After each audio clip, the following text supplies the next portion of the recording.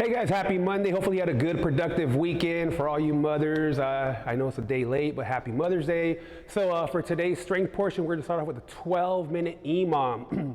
Minute number one, you're gonna give me 45 seconds of a front squat right into a lunge. Then you're in minute number two, you're gonna give me 45 seconds of max floor press.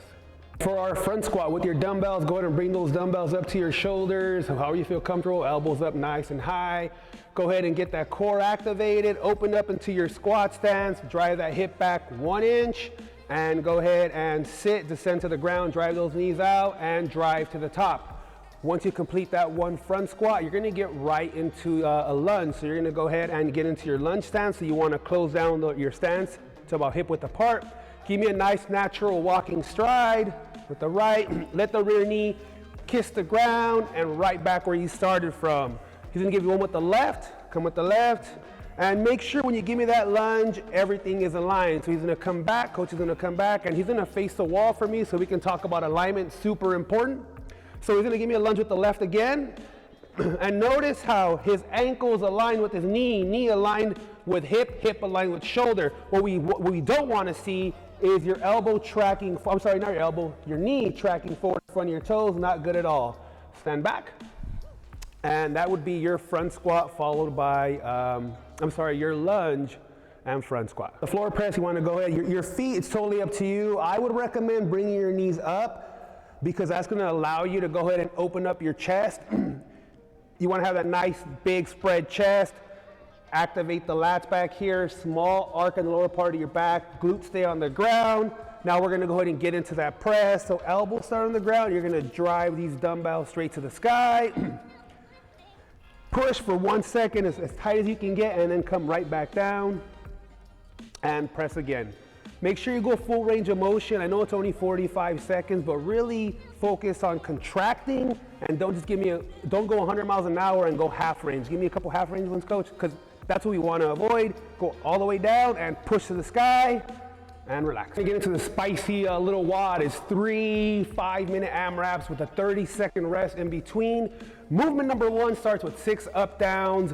Movement number two is 8 shoulder tabs, 8 with the right, 8 with the left. You're gonna be alternating.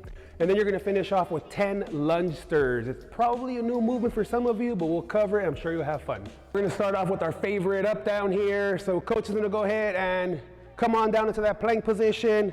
Now, once he gets to this perfect plank, he's gonna bring his toes to hand, stand on up, and that would be one up down. What you really want to avoid is when he comes on down and kicks out is do not let this droop, not good. Up, keep your body in line and come back up.